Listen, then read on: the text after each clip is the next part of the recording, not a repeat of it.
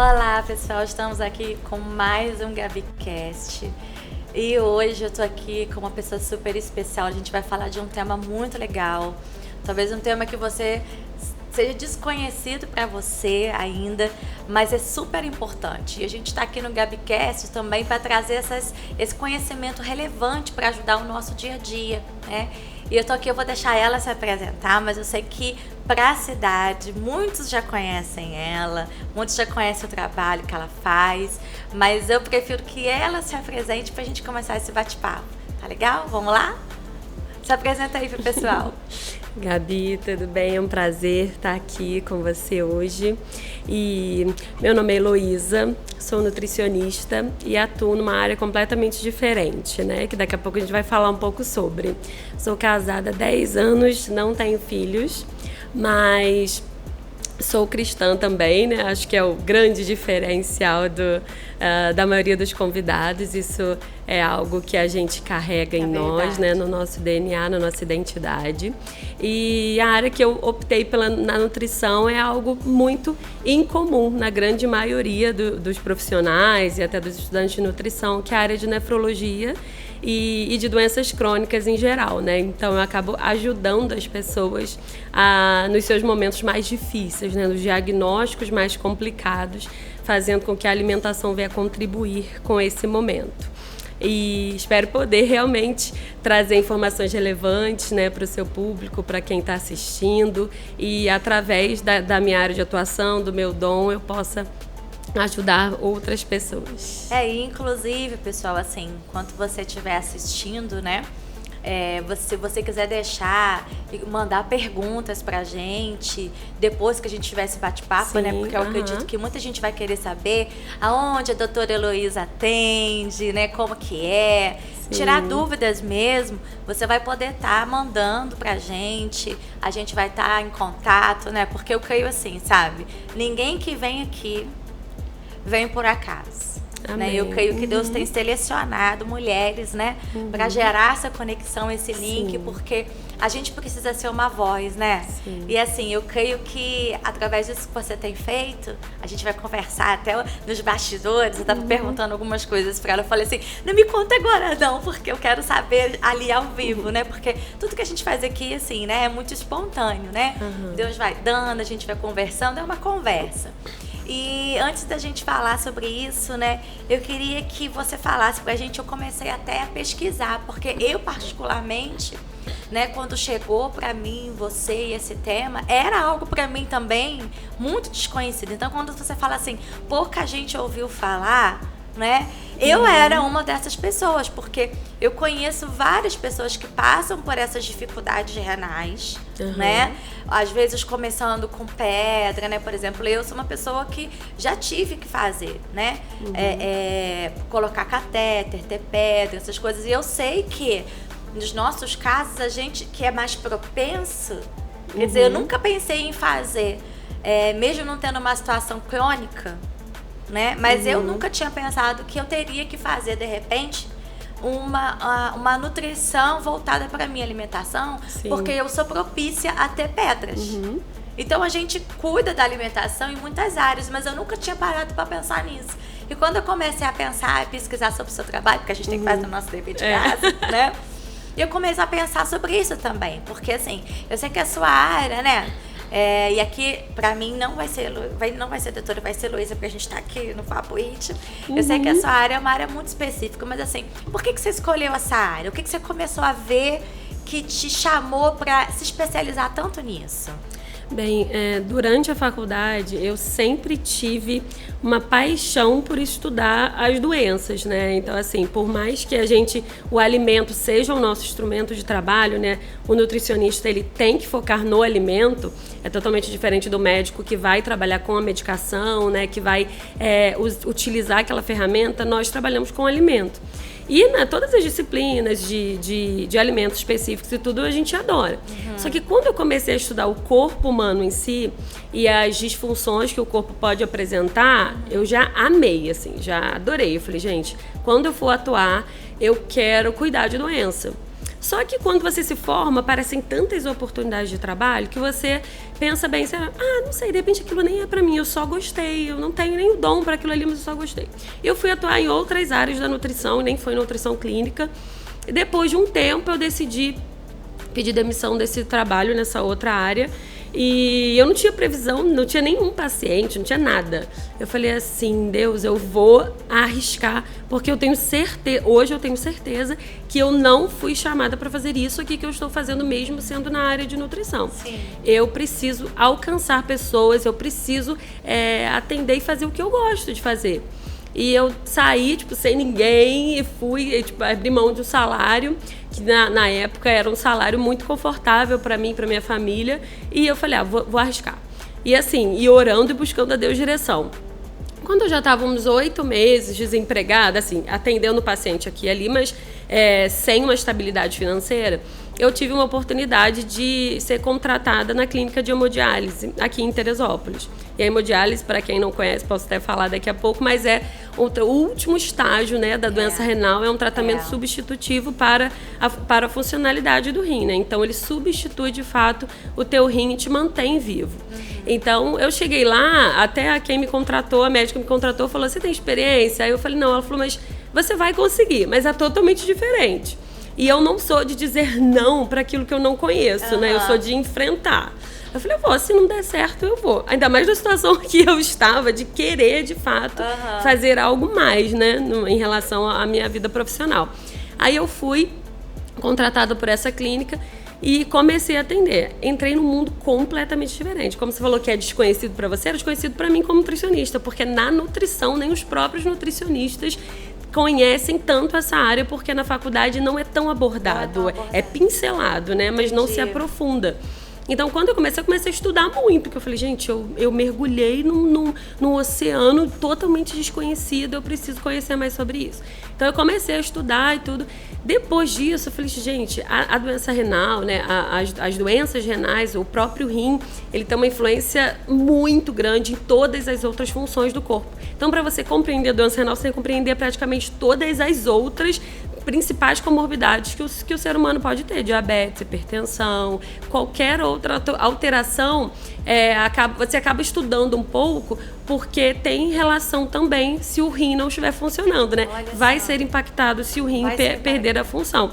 Então eu comecei a estudar de tudo. Eu falei, gente, é aqui que eu quero ficar, porque assim, eu tô fazendo tudo que eu gosto de fazer. O conhecimento é muito grande. Muito grande. Então eu fui pra lá, caí de paraquedas. Eu pensava que eu tinha caído de paraquedas, né? Mas eu tinha com certeza um propósito para estar ali. E desde então eu comecei a atender em consultório os pacientes renais em tratamento conservador. Que ainda não foram para hemodiálise ou não tem indicação mesmo de hemodiálise. E a partir desse momento, dessa contratação, que eu descobri que eu amava essa área. Aí, desde então, eu acabei atendendo outras áreas, porque como eu falei, tudo acaba se interligando. Um braço vai puxando o outro. Exatamente. Aí eu continuei atendendo outras áreas, mas no fim das contas eu acabo caindo de novo ali na doença renal, no cálculo renal e tudo, no transplante. Então, assim, tem muitas áreas dentro da nefrologia que a gente pode atuar. Então foi assim que eu acabei chegando na nefrologia. E hoje, acho que foi a Babi que me deu essa informação.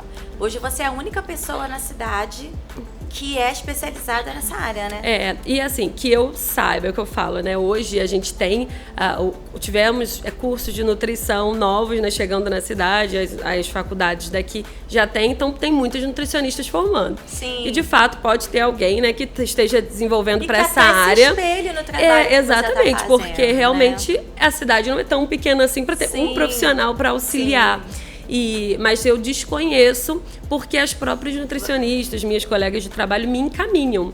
Então eu não tenho um conhecimento de que tem outra pessoa que faça ou que goste de fazer. Talvez faça porque o paciente chegou ali e eu vou atender, mas não faz especificamente, né? Tem esse contato tão direto, inclusive na hemodiálise, quanto eu. Então eu acredito que eu seja a única ou uma das poucas. Na verdade, se você não foi a única, você foi a pioneira, né? Acredito e ser eu a pioneira é muito difícil, né? Porque assim, a gente está aqui tendo um papo para falar um pouco mais sobre isso, mas quando a gente entra também nos desafios que a gente passa, né? Você falou assim, você é casada, você tem lá, né, atua no ministério junto com seu pai, que é pastor, né?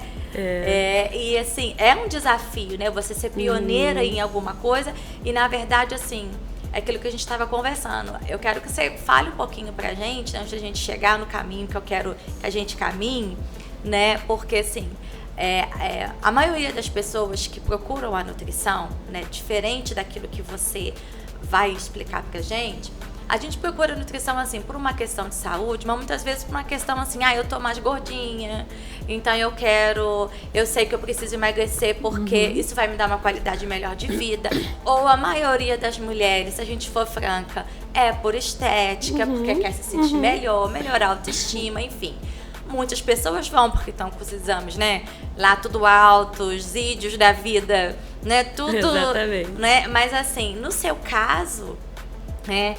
Todos os pacientes que você assiste, né? Você pega eles numa situação muito complicada. Então, assim, como que é esse diagnóstico de doença renal? Conta pra gente. Bem, assim, o que você falou é o que acontece, eu acho que 90% das pessoas, eu vou procurar nutrição se eu tiver um excesso de peso ou se eu tiver baixo peso, eu preciso emagrecer e não consigo sozinho. Porque primeiro eu vou tentar sozinho e depois eu vou procurar ajuda. O emagrecimento também. E eu nunca atuei diretamente nessa área. Tem um ou outro paciente que no início a gente pega e você logo identifica que não gosta daquilo ali.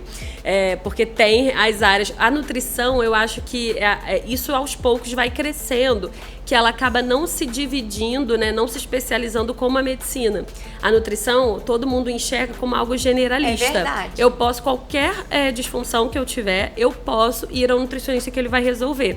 E não é todo nutricionista que está apto para aquilo que você está sofrendo, né? Então, assim, o emagrecimento, o ganho de peso, talvez a grande maioria vai saber fazer, até porque a faculdade te ensina muito isso, né? Isso. Mas essas especialidades, você, quando se forma, você vai atrás daquilo que você gosta. Então, é algo extremamente específico. E a grande maioria das pessoas, né, independente de onde estejam, elas não fazem ideia do que faz o rim parar. Por que eu tive essa disfunção renal? A não ser que ela já tenha nascido com isso, né? E os seus pais e tudo aquilo já faça parte do convívio dela. Fora isso, ela não vai saber. A grande maioria é diabético e é hipertenso. Né? Assim, as duas doenças de base que vão fazer o rim começar a perder a função é o diabetes e a hipertensão. E hoje em dia, ser diabético é algo muito normal. Eu estou resistente à insulina, eu posso ficar diabético. E se eu ficar diabético? Meu avô era diabético, meu pai era diabético. Ficou tudo muito normal. Só que eles não compreendem que o diabetes, ele tem consequências muito severas se não tratado. E a maioria dos pacientes, ou 50% deles pelo menos, não trata da forma correta, né? Então vai deixando evoluir. Quando eu já tenho diabetes há 5 anos, eu já tenho que começar a ter um olhar um pouco mais cauteloso para a função renal. Claro que o diabetes pode interferir em outras áreas, mas para a gente não ser tão abrangente, vamos, né, focar na questão da nutrição renal, da doença renal. Então, quando eu tenho há mais de 5 anos, eu tenho uma chance de já começar a lesionar as células do meu rim pela quantidade muito alta de glicose na corrente sanguínea o tempo todo. O diabetes principalmente descompensado, né? Aquele paciente mais de 140 de glicemia, 150 de glicemia e acha que tá tudo bem. Ou aquele paciente que tem 300, 400 de glicemia e tá tudo bem. A maioria das pessoas não leva o diabetes a sério, né? Não leva o diabetes a sério. E é algo porque vê isso de uma forma muito comum. E pensa assim, se eu levar muito a sério, eu não vou mais viver. Porque também tem esse estigma de que não posso comer mais nada e que não é assim, né? Você tem muitas possibilidades, mas você precisa ter um equilíbrio dentro dessas possibilidades. Isso, eu tô até lembrando do meu pai. Meu pai, ele tem diabetes, ele trata há muitos anos, mas o meu pai é muito disciplinado, sabe? Então ele é o tipo daquela pessoa que realmente não pode, não posso comer, sei lá, muita carne vermelha, ele faz a coisa rígida. Então todo ano ele faz exame, todo ano ele convive com o diabetes. Na verdade ele nem tem mais, né? Porque como ele trata, então ele tá sempre... Já estabilizou a glicemia. Mas isso... São mais de 20 anos, entendeu? Então, assim... Mas ele entendeu que ele tem uma doença e que ele precisa tratar. Pra vida inteira. Pra vida inteira, exatamente. Até o momento que aqueles sintomas, eles já não vão te comprometer mais. Então, você só vai controlar, acompanhar. porque a gente pode, até o próprio diabetes você consegue, né, ter uma compensação e fazer um controle, ter uma vida muito normal, mas nem todo mundo quer pagar o preço para chegar a esse ponto, né, abrir mão de muitas coisas. Então, quando o paciente é mais de 5 anos, mais de 10 anos diabético e tudo, o próprio endocrinologista ou cardiologista, porque o diabetes já também causou uma hipertensão, porque isso uma coisa realmente leva a outra. Então, ele já tem um cardiologista, já tem um endocrinologista, ele já tem médicos que vão assisti-lo nesse momento. Eles vão avisar que a função renal tem alguma alteração. E, normalmente, eles orientam a procurar um nefrologista antes que piore. Mas o paciente desconhece a doença renal, então ele não faz ideia que se ele não procurar o nefrologista, ele de fato vai perder a função renal. Então ele não procura o nefrologista. Mais um médico, né? Eu, já sou diabetes, já sou hipertensa, vou procurar um outro médico. E aí nutrição, então nem se fala. Não, nutrição, infelizmente, nem o próprio médico vai orientar, assim, inicialmente. Só se ele já faz acompanhamento por conta do diabetes, mas a grande maioria não valoriza muito isso. O paciente, né, não valoriza muito o acompanhamento nutricional certinho, então ele vai uma vez, já sei o que eu tenho que comer, nunca mais eu volto. Nunca mais né? volto. Não, mas então, a maioria, maioria, se a gente for pensar também, né, gente, né, que não tem um problema renal, a gente também age assim, né? Aí eu vou uma vez na nutricionista, fiz lá os exames, peguei a receitinha e vou manter aquilo dali. Não precisa dali. voltar, porque eu olho aquilo ali e sigo. Exatamente. Aí quando o paciente ele tem essa notícia do médico, ele normalmente não valoriza, assim, não se preocupa. Raros os casos que se preocupam. Então eles chegam ao nefrologista e hoje, né, eu já cheguei num nível de atuação pelo meu tempo, pela experiência, que todos os nefrologistas da cidade já me conhecem e já indicam para mim. Então eu tenho, né, o paciente acaba me encontrando mais fácil. Mas só se ele já tiver o diagnóstico, ele tiver a atitude de procurar um nefrologista e a partir de então ele também for na minha consulta, porque o nefrologista ele vai indicar, mas o paciente vai decidir por isso, né? Então quando chega até a mim, aí vira de cabeça para baixo. Porque aí, assim, a minha consulta é uma consulta de uma conversa séria com o paciente para ele entender a que ponto ele chegou e o que pode gerar de consequência naquela indisciplina. E às vezes nem todos foram disciplinados, mas infelizmente o diabetes ele é muito agressivo, ele pode levar a doença renal. Então ele chega ali e ele se depara numa situação totalmente desconhecida. Por mais que ele tenha ido no nefrologista, eu acabo abordando muitos pontos, muitos. Então, porque eu quero que ele siga o tratamento, porque eu sei que hoje... Você traz essa conscientização para ele, hoje, né? só a nutrição faz a doença renal ficar estabilizada por mais tempo e não evoluir para hemodiálise. Se já estiver muito avançada, infelizmente evolui. Mas não existe medicação que faça a função renal aumentar, né? Existe o tratamento para compensar e deixar a função renal conservada. Por isso que é o tratamento conservador da doença renal. Eu faço com que o meu trabalho, ele atua conservando o que você ainda tem de função renal para que não perca mais. Fazer com que essa função renal tenha aumente, né, volte ao que era, é muito difícil, pode acontecer. Sim. Mas é difícil, mas pelo menos ela não piora, ela não decai. Mas olha só, você falou uma coisa aí que eu achei muito interessante, né? Como que são as coisas, né? Deus criou os alimentos, essa coisa toda. Você falou uma coisa que eu fiquei assim impactada agora, você vê, não existe remédio, né? Agora, através do alimento, através de comer as coisas certas que o meu organismo precisa, eu consigo, né? Paralisar a agressão que eu tô fazendo daquele órgão. Olha só que coisa fantástica. Tremenda. Isso. Né? Porque assim, a gente costuma dizer, né? Os remédios, tudo que a gente toma. Se a gente for abrir a bula, né? Você nem toma, você não pensa toma, mil vezes. porque todas as contraindicações que tem ali, né? Você melhora uma coisa, mas vai afetar alguma coisa no teu corpo de alguma maneira. Agora, olha só que coisa interessante, gente. Quando eu entendo essa conscientização, né? De como que o remédio, ele não tem remédio que me ajude a manter isso, mas com o alimento eu consigo. Olha como que isso muda. Totalmente. E assim, é esse impacto que o paciente tem na consulta, porque ele não imagina que ele vai receber essa notícia lá, né? Porque se eu tenho uma doença, eu sei que o nefrologista vai tratar, e de fato o nefrologista é indispensável, o médico especialista nos rins. Então ele vai controlar tudo que pode causar, assim, tudo que a doença renal estiver causando. Então, a doença renal está causando anemia, porque a anemia da doença renal é algo que acontece em praticamente 100% dos pacientes.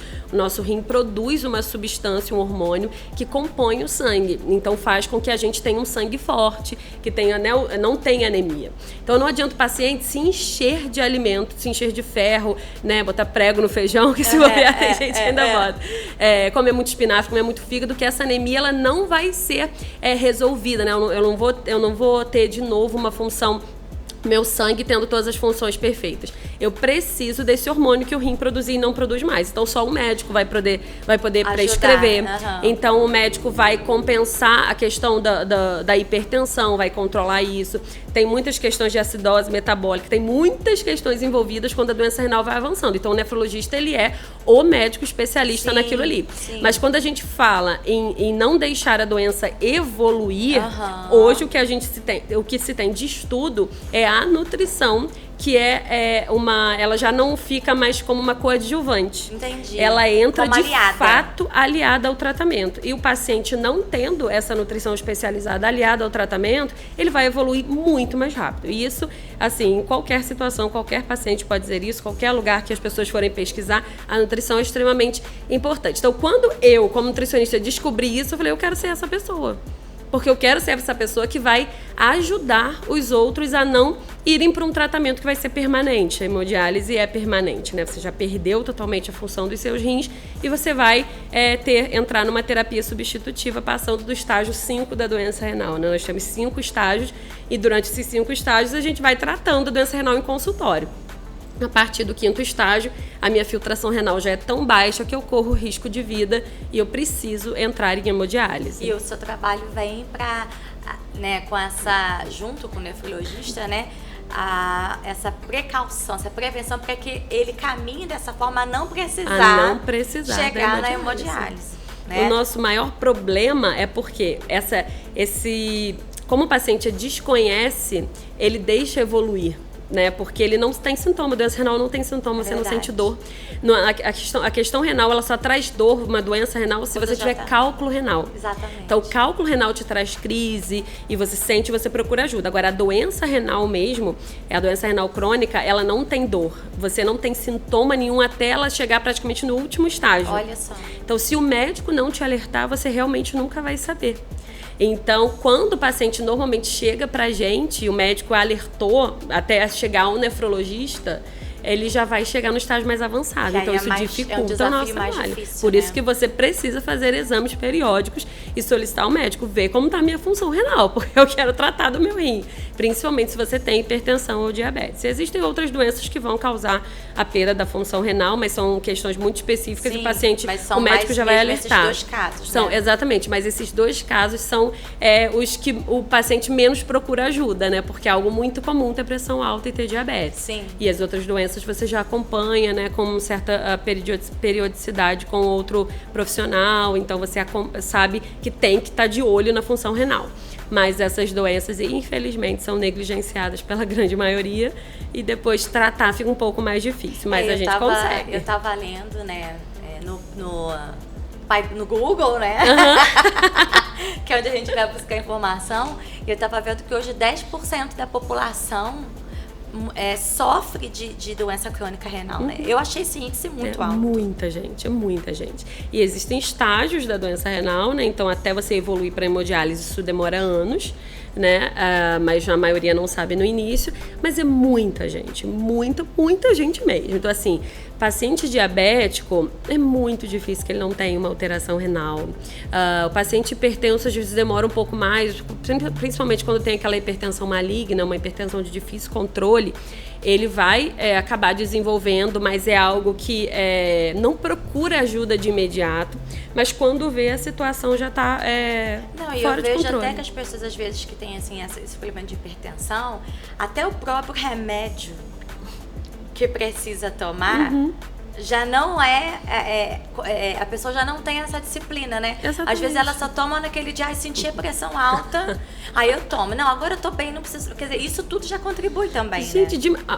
Normalmente o paciente já chega pra mim e fala, eu tenho uma dor, uma pressão na nuca e eu tomo remédio naquele dia. Aí Eu eu, ouço isso só no dia da dor. Aí quando eu vi essa dor na nuca, a pressão tá acima de 20.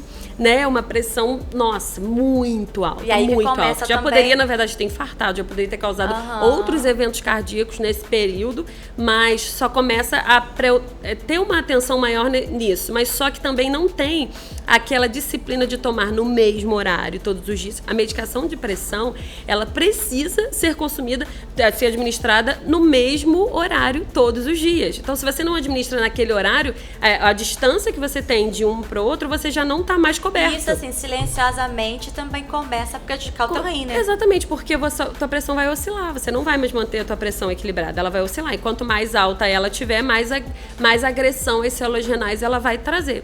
Então, a grande maioria acontece isso, porque não consegue compensar.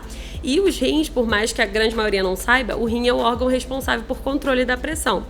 Então, se ele começa a diminuir a função, eu começo a ter mais dificuldade em controlar a pressão. Eu não sabia então, eu preciso conjugar medicamentos, aumentar a dose, conversar com o cardiologista, investigar, porque aí quanto menos função renal eu tenho, mais desequilíbrio, oscilação eu vou ter na pressão, porque ele era o responsável e ele está perdendo função.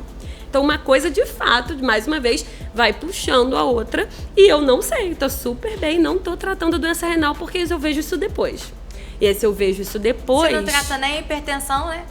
E assim, eu sei que você já a gente falou um pouquinho sobre isso, mas assim, como que a nutrição, e a gente tem aqui também esse assunto, né, da nutrição oncológica, que é ali onde eu quero juntar as duas coisas, do tipo de pessoa que você né, recebe, porque não é só a pessoa, é a família inteira que você acaba, Exatamente, né? exatamente. Como que, no caso da nutrição renal, antes da gente passar por essa segunda fase da nutrição, né, da nutrição oncológica, como que você vê, assim, como que entra a nutrição ajudando o paciente a ter essa qualidade de vida? Você já comentou um pouquinho, mas eu queria que a gente fosse um pouquinho mais a fundo. Por exemplo, pega um caso que você lembre de alguém que chegou assim para você e com a alimentação você conseguiu trazer essa qualidade.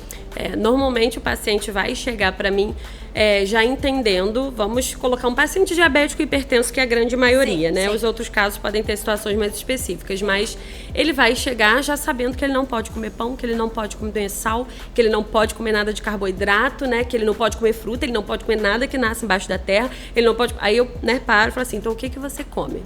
Vento. Né?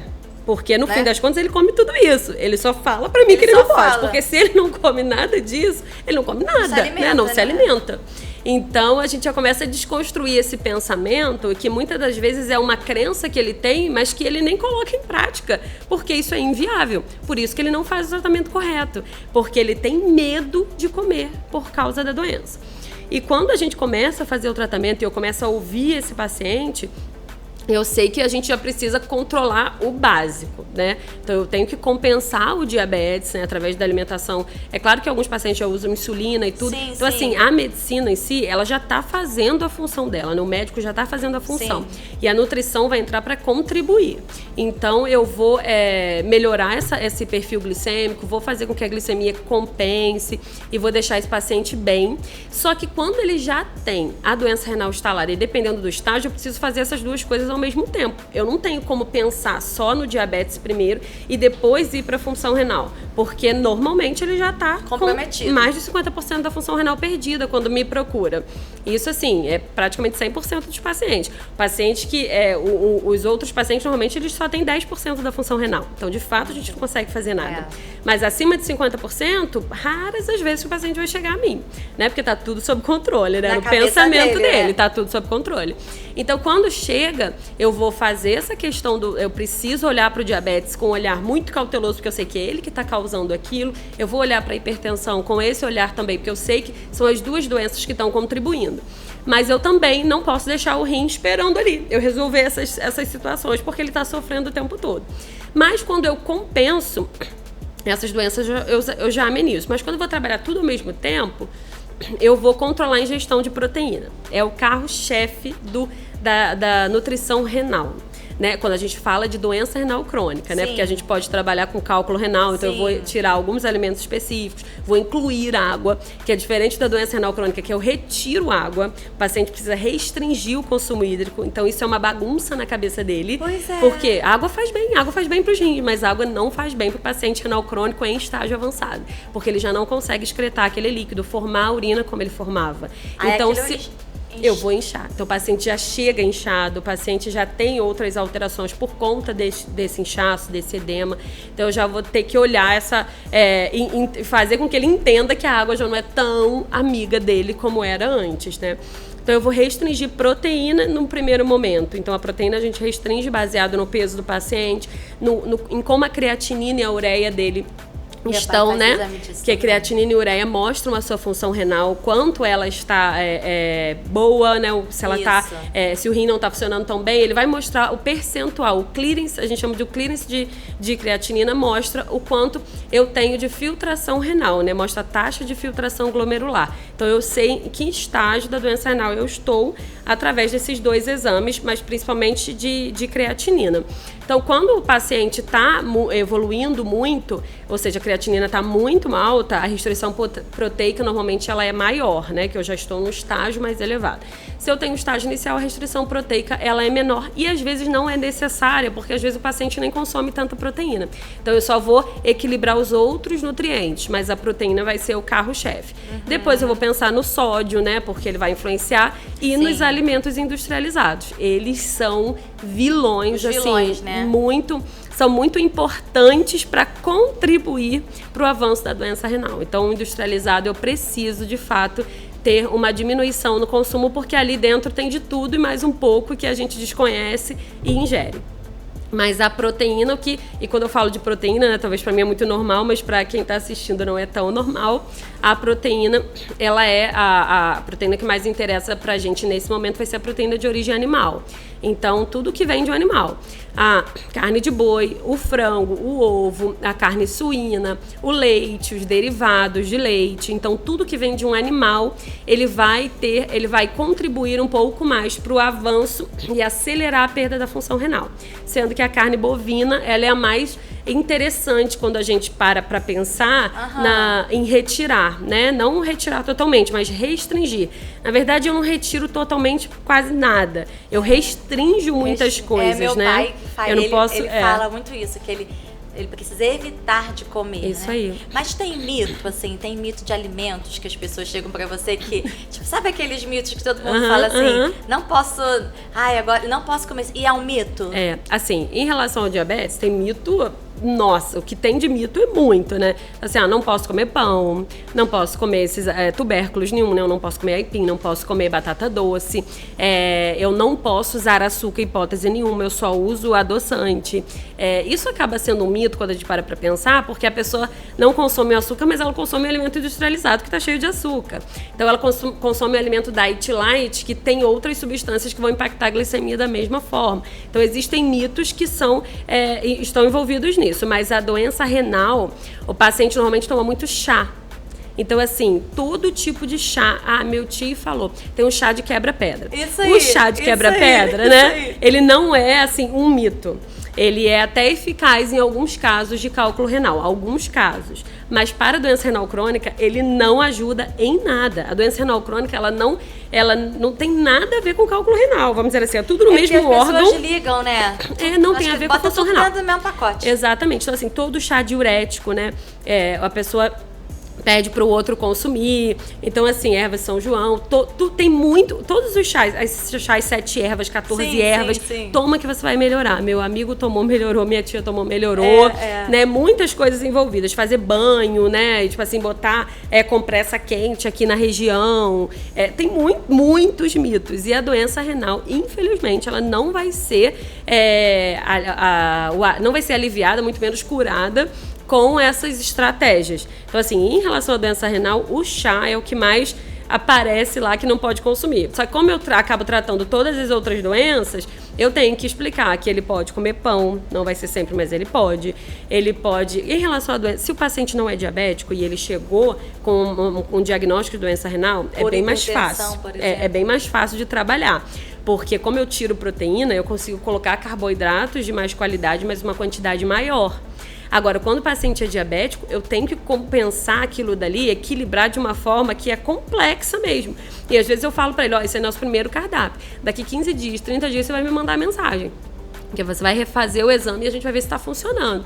Porque se não estiver funcionando, eu preciso mudar a estratégia. Porque eu não sei até que ponto eu preciso valorizar o diabetes um pouco mais, tipo assim, preciso acelerar o controle do que a doença renal. Então, o próprio organismo do paciente vai me dizer o que ele está aceitando naquele momento. Mas de mito da doença renal são principalmente os chás, né? E para pressão alta também, né? Chá eu acho que é tudo. A nutrição oncológica é chá, né? A nutrição oncológica tem muito mais mito, acho que até que a própria doença renal. Mas todo mundo já fez alguma coisa antes de chegar até a mim. Todo mundo se acha um pouco médico, né? Não, com certeza. A gente recebe aquelas coisas de cultura, de que alguém sabe de alguma coisa que é bom. E a gente faz, né? E a gente faz. E assim, o chá acaba atrapalhando mais porque o paciente vai inchando e não sabe a gravidade que é aquele inchaço e exagero, né? Você já falou um pouquinho, assim, sobre isso, mas, assim, tem cura? Então, a doença renal crônica, hoje, ela não tem cura, né? A gente não tem relatos de que a doença renal foi curada, não. Porque você lesiona células renais, vamos dizer, uma linguagem bem informal, você mata aquelas células. O rim tem muitas células. Então, por mais que você perca alguma delas, ele continua funcionando. Só que a doença renal vai fazendo que muitas sejam perdidas e sobrecarregando as que estão funcionando. Então, aquelas vão, aos poucos, também perdendo a função, porque eu sobrecarrego quem ainda está trabalhando. Então, assim, eu tenho uma galera trabalhando lá no rim, mas eu vou começar a deixar o trabalho muito pesado para quem está fazendo tudo muito bem. Então, isso vai acontecendo com o passar do tempo. Então, hoje não tem cura, hoje tem tratamento, porque quando eu tenho o diagnóstico, eu já perdi, porque se eu não perdi nenhuma célula renal, né, eu não tenho lesão renal, eu não tenho diagnóstico da doença renal, então eu só tenho uma possibilidade de desenvolver por conta do diabetes ou de outras doenças, mas eu não tenho. Agora, quando eu vou procurar ajuda pela doença renal, eu de fato vou ter um diagnóstico fechado e eu não vou conseguir ter o diagnóstico depois de cura, né? Não o diagnóstico, vou ter o resultado da cura, que eu preciso tratar. Então, é uma doença crônica, como toda doença crônica que não tem cura, é a doença renal crônica. Controlar. Exatamente. E se seguir aliado, né, o acompanhamento junto com a nutrição. Exatamente. Eu consigo. Se você chegou no estágio, de vida consegue. Diferenciada. Com certeza. É o que eu quero trazer para o paciente. Missão de vida, né? Porque se ele chega num estágio mais precoce, né, no estágio 1, 2 da doença renal, o que é isso? É uma filtração bem alta ainda, né? Eu ainda urino bem. Tem essa questão da urina, eu quero até comentar, mas eu ainda urino bem. Meus exames não têm tantas alterações. Eu vou conseguir controlar muito mais do que qualquer outra pessoa e posso não ir para hemodiálise. Posso viver o resto da minha vida, mesmo tendo um diagnóstico da doença renal, mas em estágio leve. Se eu já estou no estágio mais avançado, a gente vai protelar. A gente vai deixar isso devagarzinho, vai deixar esse rim, eu brinco com os pacientes e falo assim, hoje teu rim vai para um spa. E a gente vai deixar ele lá, relaxar. Daqui a pouco, se ele tiver que fazer alguma coisa, tiver que fazer alguma atividade um pouco mais, que exige um pouco mais dele, os exames vão me dizer. Aí a gente pode dar um pouco mais de alimentos variados, vou te liberar para fazer uma coisa ou outra, para ir para comer um churrasco. Assim, é tudo esquema, né? Tudo combinado com o paciente e o nutricionista. Os pacientes vão ficando quase minha família, né? O tempo todo. Então, assim, como vai tratar pro resto da vida, então fica muito próximo. E eu acabo gostando muito disso. Pode ter gente que não gosta, mas eu adoro. Então, eu adoro ter esse contato. Aí, esse paciente, ele vai tratar, mas ele tem uma consciência de que pode demorar 10 anos, pode demorar 5 anos, pode demorar 15 anos, mas em algum momento ele vai chegar a fazer hemodiálise porque ele demorou a procurar ajuda. Agora, aquele estágio avançadíssimo, pode ser que em 1 ano ele já esteja na hemodiálise, em 3 meses ele já esteja na hemodiálise. E mesmo na hemodiálise, você também entra com a nutrição para ajudar. Exatamente. A única clínica de hemodiálise que nós temos na cidade, eu que atuo lá, que foi onde eu comecei, exatamente. Onde você foi lançada, exatamente. Né? E lá a gente também faz o acompanhamento nutricional, só que o acompanhamento é bem diferente do tratamento conservador. É muito mais tranquilo do que você pode comer, porque você já não tem que preservar. Eu não tenho que conservar mais nada, eu já perdi. Então eu só preciso ter uma alimentação balanceada e compensar algumas taxas que normalmente vão ficar elevadas no paciente renal em hemodiálise. Mas é uma abordagem diferente da nutrição quando já chega a hemodiálise. Até o ponto de o paciente estar tão restrito no conservador, que quando ele entra na hemodiálise, ele fala comigo: Elô, se eu soubesse que eu ia ficar tão bem, eu já tinha pedido para vir para hemodiálise antes. Aí você fala assim, aí o paciente que não quer, ele fala assim: gente, a pessoa tá louca, ir para hemodiálise é o fim do mundo. Não é o fim do mundo, é a sua segunda chance de viver.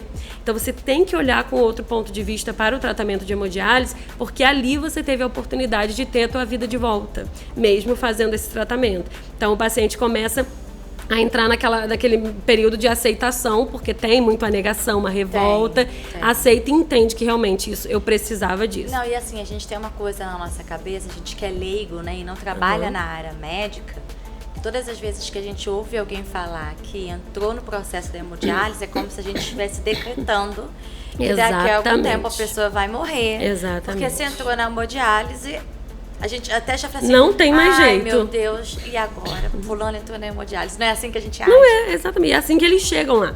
E os pacientes que chegam... Porque assim, a grande maioria que estão na hemodiálise, eles não tiveram diagnóstico da doença renal. Eles já passaram mal, já foram para emergência e de lá já iniciaram a diálise. Eles nunca nem souberam que tinham alteração na função renal. Então, isso é algo muito assustador. Assim, o paciente, ele fala mesmo que ele preferia ter morrido do que ter descoberto tido esse diagnóstico. Então, ali, o trabalho da psicóloga, né, é um trabalho multidisciplinar ali dentro da hemodiálise. A gente tem toda a equipe multidisciplinar para que esse paciente compreenda de que isso foi preciso, mas de que a gente não vai morrer ali, né? Aquilo ali não é uma sentença para ele. É a vida dele começou de uma outra forma. É como se assim, eu vivi até aqui de um jeito e agora eu vivo de outro, mas continuo tendo qualidade de vida. E a nutrição oncológica? Porque assim, eu acho que é a parte mais difícil. Eu também não tinha ouvido falar sobre isso, né? A gente ouve muito na parte da quimioterapia, por exemplo. Eu tenho um jovem, um adolescente meu, e depois que eu vi isso aqui, eu vou até procurar o pai dele, que é um pastor amigo nosso, e ele está no estágio de processo de quimioterapia e tal, né, por causa da leucemia. E quando eu ouvi falar, eu vi também essa questão, né, que a gente levantou, que você também trabalha com a nutrição oncológica, né? Como que, diante desse diagnóstico que sempre é assustador, como que a nutrição entra? Então, a nutrição oncológica, como eu comecei a estudar muitas doenças e acabei sendo vista pelos meus colegas nutricionistas como uma nutricionista que cuidava de doença, né? Então, assim, ela gosta de paciente doente, vamos mandar para ela. Eu comecei a receber muito paciente oncológico. E é uma área, né, totalmente diferente, muito específica. E ao mesmo tempo de ser específica, ela é abrangente demais, porque existem quantos tipos de câncer exatamente, existem, né? Muitos tipos de câncer. E para cada um, a gente tem uma abordagem diferente na nutrição. Então, é desafiador para o nutricionista, né, escolher essa área. Aí, consequentemente, eu fui contratada numa clínica oncológica, né? Depois de estar tratando esses pacientes, e até hoje eu estou lá também.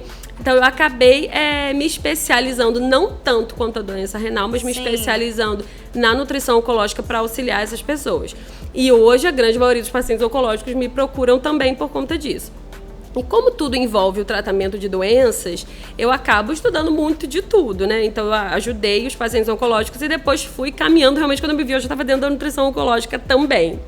Mas o paciente oncológico, ele acaba te procurando, óbvio, depois do diagnóstico, né? Esse realmente, ele precisa já estar em tratamento. Então, a nutrição pode fazer um acompanhamento pré-cirúrgico, aquele paciente que vai fazer uma cirurgia. A gente tem tratamento cirúrgico para o câncer, o quimioterápico, né? A radioterapia, a imunoterapia, outros tratamentos que estão surgindo aí. Então, cada paciente, cada tumor, cada tipo de câncer, cada localização vai exigir um tipo de tratamento específico naquele momento. Então, se o paciente vai operar primeiro, o médico decidiu fazer uma cirurgia e depois uma quimio, ou só a cirurgia já é curativa, eu vou atuar nesse momento pré-cirúrgico. e pós-cirúrgico, para preparar esse paciente para a cirurgia.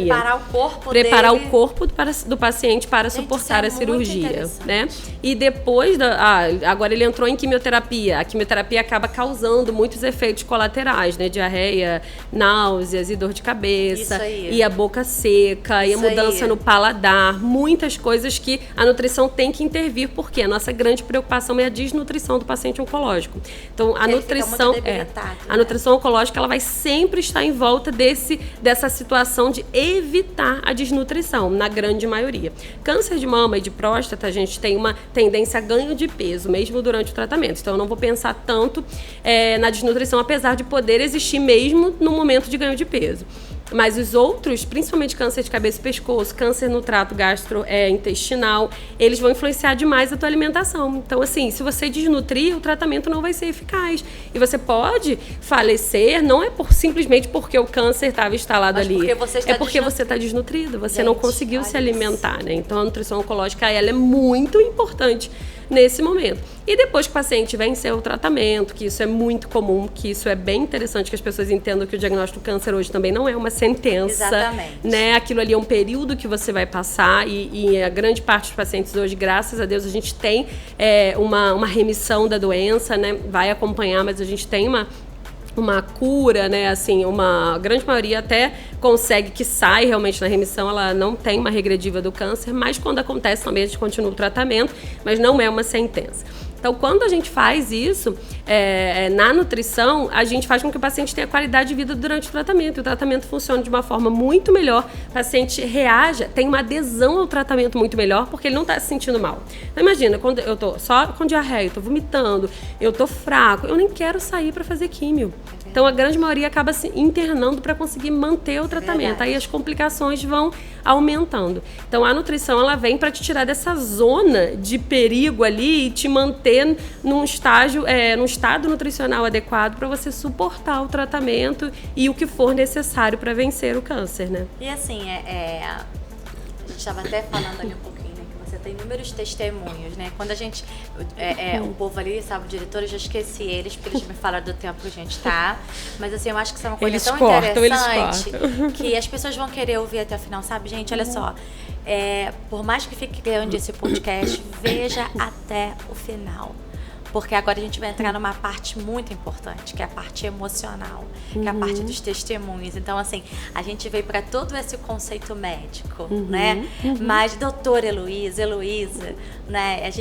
Só de você perceber ela falando, ela não trata, né? O que ela escolheu como vida não é só, né, a parte científica. Isso aí veio para ela como uma missão de vida. Porque você recebe familiar, você recebe pessoas, você vem meio que vira uma psicóloga, você recebe, tipo assim, igual ela brincou ali, né? Que todos os médicos, você tem doença? Manda pela Heloísa. Olha só, ela não recebe ninguém saudável. Exatamente. E carregar isso como uma missão de vida, você recebe pessoas desesperançosas, você recebe pessoas deprimidas, né? Em negação, revoltadas, né? Às vezes até questionando, né? Porque o paciente com câncer, com doença renal crônica, a gente tem vários tipos de perfis, né? Exatamente. E existem vários estágios que a pessoa passa. E você falou assim pra mim, Gabi, eu tenho inúmeros testemunhos pra contar. Como que né?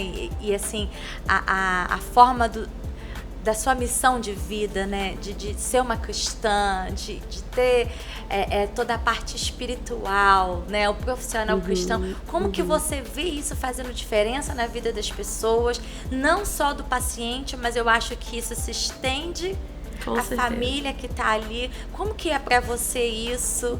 E conta um testemunho pra gente, porque eu acredito que você deve chegar em casa e tipo assim, você é o problema o dia inteiro, igual um psicólogo, mas assim, você tá lidando além da doença física. Você tá lidando com a doença emocional, psicológica e espiritual das pessoas, né? E assim, eu sempre tive consciência, como eu até te falei aqui nos bastidores, de que eu tenho um propósito onde quer que eu esteja. Todos nós temos um propósito onde quer que a gente esteja. E por mais que a gente não queira aceitar isso, a gente não está ali por acaso.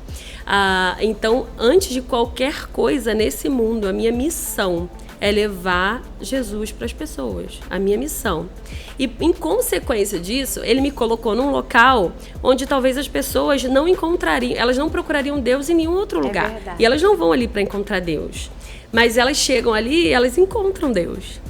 E assim, quando elas chegam, eu já tenho total consciência de que eu tenho que oferecer muito mais do que apenas o meu conhecimento técnico. Então, quando ele começa, o paciente, ninguém chega feliz no meu consultório. Com ninguém. certeza. E eu já chego assim: oi, fulano, tudo bem? Como é que tá? Aí eu já completo a frase: podia estar melhor, mas vai melhorar, né? Vai melhorar. Eu falei, então vamos melhorar. Você já começa ali a fazer um trabalho de mudança de linguagem na de mesma hora. Isso eu faço com todos eles. Porque eu sei o peso que eles estão carregando e como eles chegaram ali. E eu sei que o alívio está em mim. Eu que vou trazer. E eu falo isso pra eles. Eu falo, até agora você só recebeu notícias negativas. Você tá carregando um fardo. Mas aqui você chegou pra ser aliviado. Ai, gente, tô impactada. Então, assim, ali o paciente ele já começa a entender o que ele não está em um local qualquer. E eu tenho plena consciência disso. E às vezes a pessoa fala assim, mas... Aí ela fala assim, mas você tem alguma coisa diferente. E isso são só confirmações de que eu sei o que eu tenho de diferente, né? Eu sei que a minha missão é levar Jesus. E através daquilo ali, eu vou contribuir com as doenças do paciente e vou auxiliar. Mas eu tenho essa missão.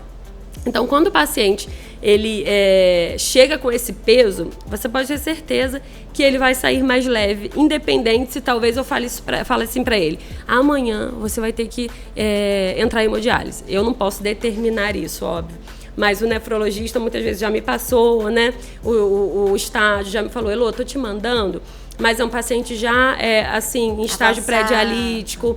Então, assim, mesmo que eu tenha que confirmar esse diagnóstico para ele, eu vou falar assim, mas eu vou estar lá na hemodiálise. Então, assim, e a hemodiálise não é o que você pensa que é. E você começa a falar e o paciente ele não vai sair chateado do consultório porque ele está indo para a hemodiálise, ele vai pensar assim, realmente, eu tinha que ter pensado de outro jeito em relação a ir para a hemodiálise. Mas entre as minhas palavras, entre o meu conhecimento técnico, existe ali alguém atuando entre a gente que é o Espírito Santo. Então, ele vai esclarecer muitas coisas que o paciente questiona dentro de si. E eu sei que eu tô levando isso. E eu lembro que teve uma vez que eu comecei a conversar com a paciente, e ela olhou fixamente nos meus olhos e ela não piscou. Aí eu sabia que ali eu estava tendo uma batalha espiritual. Nossa. E eu sabia que não era ela que estava olhando para mim, né? E eu fiquei o tempo todo... Eu nem sei o que eu falei, na verdade, porque a minha mente... Eu estava orando o Espírito o tempo todo.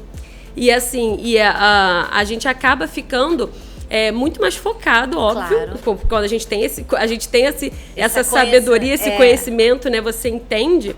Eu sabia que eu não estava falando só com ela, né? Diretamente para ela. E eu comecei a falar. Até que em determinado momento, eu falei com ela, você tá bem? Você tá à vontade aqui onde eu estou? E ela, na mesma hora, caiu e bateu a cabeça na mesa do consultório. Aí eu falei com ela, a senhora sabe o que a senhora está fazendo aqui? Aí ela, sei, mas eu não consigo olhar para você. Eu não consigo me concentrar no que você fala. Existe algo muito grande atrás de você e eu não consigo olhar. Aí eu falei, Jesus... Aí naquela hora, eu fingindo naturalidade, eu pensando, Senhor... O que eu faço aqui sozinha, né? Que experiência é essa que o Senhor quer me proporcionar? Né? Aí eu fui acalmando ela, mas olhando bem nos olhos dela e declarando palavras de vida para ela, para a família dela, sobre a situação de saúde que ela estava vivendo. E ela foi conseguindo se reerguer, respirar normalmente, porque ela já não estava respirando normalmente. Então, assim, ali foi uma experiência muito grande que eu tive de entender o quanto eu incomodo o inferno com o que eu faço. Porque ela foi ali, mas ela não conseguiu se sentir bem. A luz não combina com as trevas, né? E ela não conseguia se sentir à vontade. E ali naquele momento eu fui falando e ela foi sendo liberta apenas com as minhas palavras, sem que eu precisasse fazer grandes coisas, né? Sem que eu precisasse pedir nenhuma ajuda, ligar para alguém, levá-la para algum lugar. Não, eu sabia que apenas o que eu tinha, quem eu era e o que ela estava vendo ao redor não era eu, era o Senhor. era o Espírito Santo. Ela precisava ser liberta. E a gente continuou o tratamento. Ela foi uma paciente que não foi para diálise, foi uma paciente que evoluiu para melhora. Hoje eu até perdi o contato com ela já, porque o paciente evolui para melhor, eu dou um prazo maior até que liberar na consulta. E tem paciente que, assim, até pouco tempo, eu recebi uma paciente que falou comigo, ela na hora ela não falou, prestou bastante atenção no que eu estava fazendo e tudo, e depois eu soube por uma conhecida minha, ela falou assim, você atendeu fulana? Eu falei assim, sim. Aí ela falou assim, olha, ela falou pra mim que ela tá até agora impactada, porque ela não sabe explicar, que a alegria que ela sentiu, porque ela veio de um diagnóstico, então ela foi já com medo pra consulta, né, tipo assim, não vou comer mais nada, né, ela chegou, prestou atenção, a gente conversou, e eu falo igual eu falo, faço toda uma consulta muito profunda, assim, em todas as áreas. Então ela chegou, falou com essa conhecida, ela falou assim, eu senti uma alegria naquele lugar, que a única comparação que eu consigo fazer é quando o meu filho nasceu. Eu não sei o que tinha naquele lugar e naquela pessoa. Toda hora eu queria abraçar ela, mas eu falei, gente, eu não posso abraçar. Eu não posso abraçar, ela é uma doutora, eu não posso fazer isso. Mas eu ficava impulsionada. Ela falou, eu não sei o que tem lá dentro daquele lugar, mas eu senti uma alegria que eu não tenho medo mais do meu diagnóstico. Eu não quero saber mais o que vai acontecer. Eu me senti... ela falou que eu me senti tão, assim... ela falou que a sensação dela de que ela estava tão aliviada, de que ela estava tão bem, de que nada poderia fazer ela piorar ou nada poderia causar mal a ela por ela estar ali. Ela saiu e falou, e depois de um tempo, essa conhecida me falou. E eu falei assim, Jesus, olha isso, eu não sou mãe, então assim, eu nem sei qual é a sensação de ter a alegria de ter um filho. Mas se ela comparou, eu tenho noção de que é muito grande, né? Essa alegria é muito grande. Falei, se ela comparou, eu falei, é a sensação que o Espírito Santo traz de alívio. Verdade. Eu estou contigo. O consolo, né? Eu estou contigo. Independente do que vai acontecer, eu sou contigo. Como que isso é pra né? você? Então, assim, isso pra mim é força, né? Porque... por mais que eu acredito que o psicólogo possa fazer, ele receba muito essas questões e não pode trazer para ele, porque senão ele também sofre. Sim. E da mesma forma eu também. É verdade. Se eu pegar esses diagnósticos e eu me envolver de uma forma emocional muito grande, eu não vou conseguir avançar, eu vou desistir. Porque a sua missão é gerar vida na pessoa. Então eu sei que o Senhor me proporciona saber isso e viver isso para que eu entenda, fui eu que te coloquei aí. Eu quero que você continue aí. E por mais difícil que seja, eu tô te dando refrigério. Eu tô te dando alívio. Então, quando você sabe disso, é pra você ter consciência de que eu estou agindo através de você. Isso ainda te emociona, né? Porque quando a gente tá conversando aqui agora... Muito. Eu já sei, eu sou chorona. Já chorei hoje cedo. E agora eu tô aqui quando a gente tá olhando uma pra outra, né? E a gente tá, assim, se emocionando, gente. De verdade. Porque o agir do Espírito Santo, ele é muito tremendo. E você só consagra a sua vida. Você busca a Deus, mas assim, a repercussão, o resultado de uma vida com Deus, a gente vê nos nossos frutos, né? Verdade. Naquilo que a gente gera, e são os meus frutos, né? Então, assim, eu já tive pacientes que se converteram, já tive pacientes, né, que foram e começaram. Aí teve um paciente que voltou na segunda consulta, ele falou comigo assim, você é evangélica, não é? Ó, falou de chorar, gente, já tô chorando. Eu também. Você é evangélica, não é? Eu falei assim, sou. Aí ela... porque o que Babi, você falou comigo... Pra gente, a gente aqui é natural, tá? Pega um lencinho pra gente que a gente tá chorando. Porque o que você falou comigo, eu só ouvi uma vez que eu tive... Ela participou ela não tem religião, né? Ela se define como uma pessoa, né, sem religião. E ela falou assim, eu ouvi numa coisa espiritual que eu fui no encontro... e você falou as mesmas palavras, com as mesmas pausas, da mesma forma. Eu cheguei em casa e eu falei assim, será que é Deus falando comigo? Porque eu ouvi a mesma passagem. Obrigada. O meu, ela vai passar por baixo para vocês não verem. Então, assim, você falou da mesma forma comigo. E eu me questionei. E eu sempre questionei se Deus realmente falava com a gente. E ela falou, mas a forma que você falou, parecia que você estava naquele lugar junto comigo, ouvindo. Aí eu tive que falar com ela. Eu falei, você pode ter total consciência de que Deus existe, que foi Ele que falou com você. Aí ela... não precisa... ela ainda falou comigo, não precisa mexer nada no meu cardápio. Não precisa mexer nada. Eu só vim aqui para ouvir isso. eu já tô ótima. Depois um dia eu vou te contar o que eu tô passando, né? E foi embora, e até hoje eu não sei o que ela tá passando, pode ser que ela volte na consulta, né? Ainda tem isso para dar uma fugida e não voltar. Mas, e Deus na mesma hora o Espírito Santo fala comigo, fui eu. E depois de um certo tempo, você tem tanta comunhão com Deus, quando você é próximo e íntimo de Deus, você reconhece a voz de Deus. É igual quando você é íntimo de uma pessoa e a pessoa te liga, ela não precisa se identificar. Sim. Você conhece aquela voz, independente de onde ela esteja. Sim. E a voz do Espírito Santo é a mesma coisa, né? A voz de Deus é a mesma coisa. Você reconhece onde quer que você esteja. Então, as pessoas estão conhecendo Deus e entendendo que Ele fala, que Jesus está vivo, de que Ele não é uma história que foi contada. Então, ela vai tratar uma doença, chegar mal no meu consultório e receber alívio, que é isso. O meu fardo é leve, né? E o meu jugo é suave. Então, o que eu carrego é o que Jesus carrega. Então, ela vai sair aliviada. O fardo vai começar a ser leve.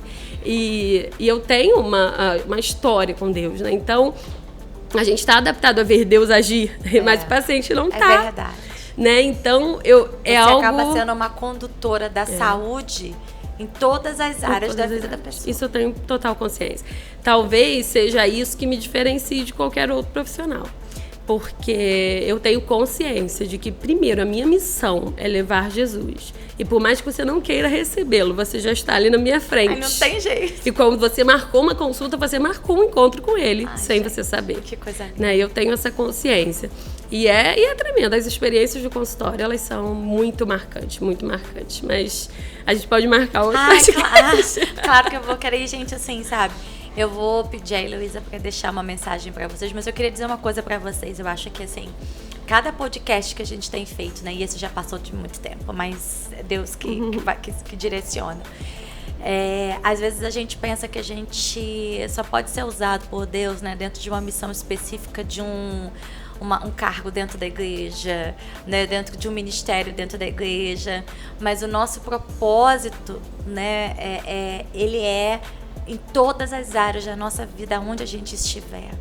Olha o que a Elo tem feito, né, como missão. Então, assim, não acha que é só lá dentro, não, porque a gente leva Jesus para fora. É fora das quatro paredes, é com a nossa vida, com a nossa missão, com o dom e o talento que a gente deu, trabalhando numa farmácia, sendo motorista de ônibus, trabalhando no supermercado, sendo médico, em qualquer função que você exista e que você funcione aí fora, né? As pessoas, elas podem ganhar um significado de vida, ganhar uma palavra de esperança através de um olhar, às vezes sem você falar nada. Elas podem ser libertas e serem curadas. Eu acho que é isso que hoje esse podcast que trouxe pra gente como mensagem, né? E assim, eu queria que você, sabe, Lu, trouxesse pra gente finalizar, né? Olhasse pra câmera que o André te ensinou e você terminasse dizendo para as pessoas, sabem?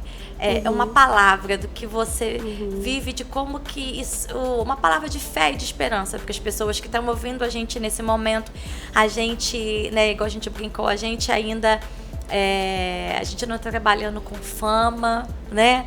A gente não está trabalhando com número, mas se uma pessoa for alcançada, ouvir esse podcast, né? Eu não sou número influencer digital, eu não sou nenhuma mulher pastora famosa, conhecida com esses milhões de views igual todo mundo tem, né? A gente entende que a gente também está aqui com uma missão, sabe?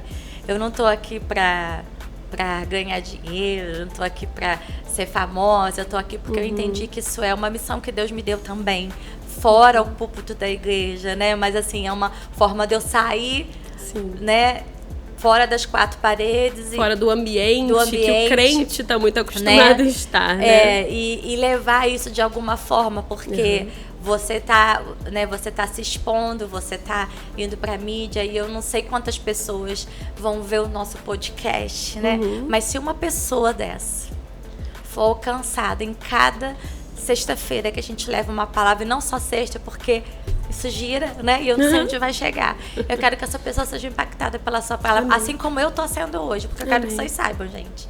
Eu tô sendo impactada hoje. Amém, amém. Eu quero deixar para você que está vendo a gente hoje. Talvez você já tenha um diagnóstico, de doença renal, um diagnóstico de câncer, um diagnóstico de uma doença autoimune, um diagnóstico de uma esclerose múltipla, diagnósticos que nos assustam. A Bíblia diz que ele levou sobre si todas as nossas enfermidades. E esse versículo, essa palavra, ela não pode só ficar ali na Bíblia como apenas um texto, ela precisa ser uma realidade na sua vida. O Deus me deu sabedoria, como deu sabedoria aos médicos, como ele deu sabedoria a todos os outros profissionais para tratarem essas questões. Mas existe algo muito maior. Então, não se defina pelo seu diagnóstico e não tenha uma sentença, não aceite uma sentença pelo seu diagnóstico, porque Deus pode fazer muito mais do que isso. Deus pode te mostrar através do diagnóstico quem Ele é e sempre foi na sua vida e o que Ele pode fazer na sua família, no seu futuro. Então, sempre lembre, a doença não é desejo de Deus para você. Por mais que eu trate doença e eu viva de doença, e se não tivesse paciente doente, talvez eu não ganharia dinheiro, eu não quero que ele permaneça doente, porque Deus não desejou a dor, Deus não desejou o sofrimento. Então, o que Ele deseja para você é cura e vida abundante. Então você vai tratar e fazer aquilo que está ao seu alcance, mas entendendo que o Senhor vai fazer aquilo que nós não podemos fazer. E Ele faz, o Senhor faz. Deus faz milagres, Ele opera milagres onde quer que nós estejamos. E se você é um profissional, como a Gabi falou, seja um canal de Deus. O tempo está passando, as coisas estão acontecendo e a gente não tem mais o direito de ficar sentado, só nos bastidores como um telespectador. A gente tem que estar ali, fazendo o que Deus nos chamou para fazer. Então é isso que eu deixo de recado para você, para paciente, para quem esteja ouvindo, que a gente pode ter um diagnóstico, mas isso não nos define, porque o Senhor pode fazer infinitamente mais do que aquilo que pensamos ou nós sequer imaginamos. Amém? Gente, maior fechamento que isso não tem. Heloísa, olha, muito obrigada. Que isso. Sabe? Sem nem me conhecer, né? Aceitar esse convite para estar aqui nesse espaço que é para que a gente possa de alguma forma levar, amém, né, a nossa diferença para a vida de outras pessoas. Muito obrigada. Amém. Mesmo, tá? Amém. Gente, fiquem com Deus. Eu que agradeço. Agradeço a vocês que ficaram até o final. Se não deu tempo, você para, depois assiste um pouquinho, né? Mas nós aqui, a gente vai encerrar por aqui. Até o próximo podcast. Um beijo no coração de vocês. Gente. Tchau.